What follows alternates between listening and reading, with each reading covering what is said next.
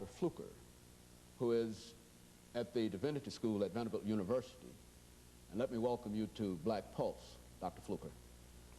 Dr. Fluker, Dr. Andrew Jackson gave us some information relative to the historical background of the black family. And I'd like to continue our discussion by talking about the role of the church in reference to the black family and the role that the church played during that period, especially that period after slavery. If you could possibly pick up at that point and talk about some of those things with us today. Thank you, Dr. Haney. I'm very pleased to be a part of Black Pulse and the Nashville community. I was particularly interested in Dr. Jackson's treatment of the African cosmology and the entire value structure that Africans brought with them, and the centrality of religion in that whole cosmic fix, that understanding of the universe, the honoring of ancestors, and especially the notion of the extended family. It's important, I think, as most apt students of black history know, that the church has always played a very vital, very rich, vibrant role in the creation and the perpetuation of black community.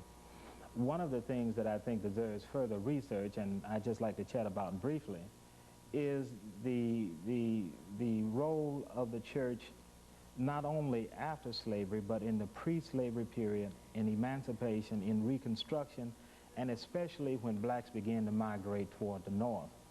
The church has always played a role as a symbol and authenticator of community. And it's in that context that we understand the black family, because the black church and the black family have almost been synonymous in some very real senses. I would also like to broaden the role of the church to talk about black religion, because everyone is not a Christian in the black community.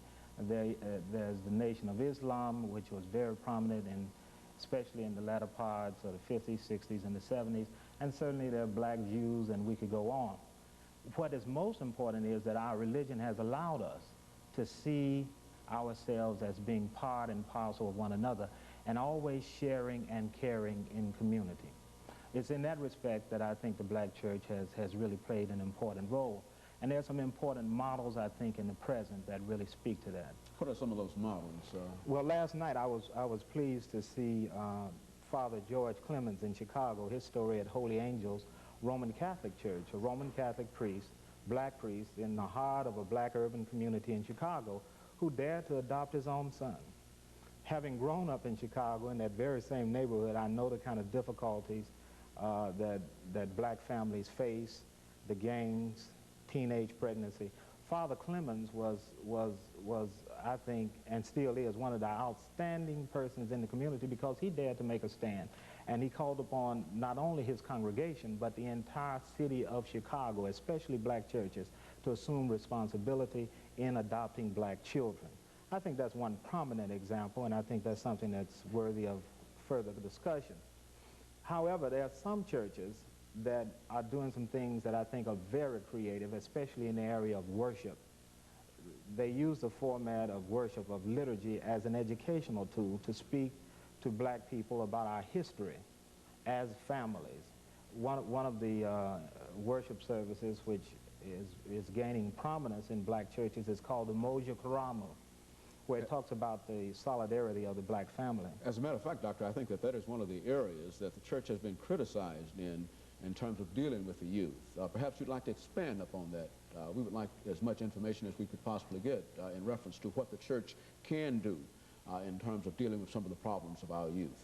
Well, I think while many of those criticisms are justified, I think we need to accentuate some very positive things that churches are doing.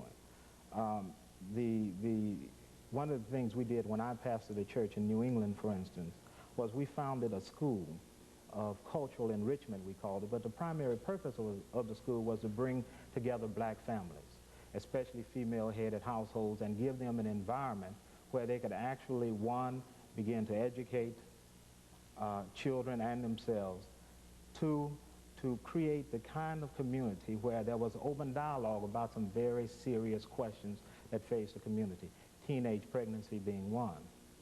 I think that churches have an excellent opportunity now to really begin to shape value formation, as Dr. Jackson had begun to talk about. And the black preacher, who has always been central, has an awesome responsibility, and in the past, he and she, they've handled it well. And I think we have a chance to do even more of that even in the future. What about many of our youngsters who find themselves in situations, as you mentioned earlier, heads of households? What can the church do specifically in that area of dealing with teenage mothers?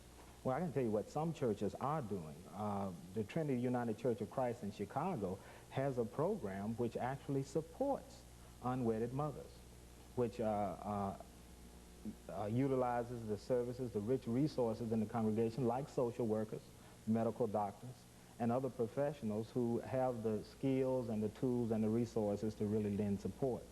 I think that's another example of the church working not just with unwedded mothers, but the primary thing is the tool of education.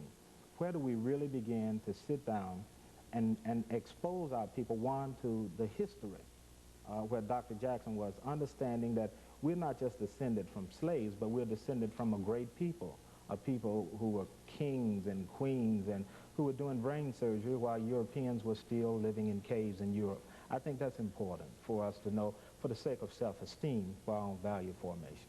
As a matter of fact, we'll talk about self-esteem in the next segment of the program. And let me thank you for coming by, Dr. Fluker, and talking to us about the black church and society today. And we'll be back with you following this commercial break.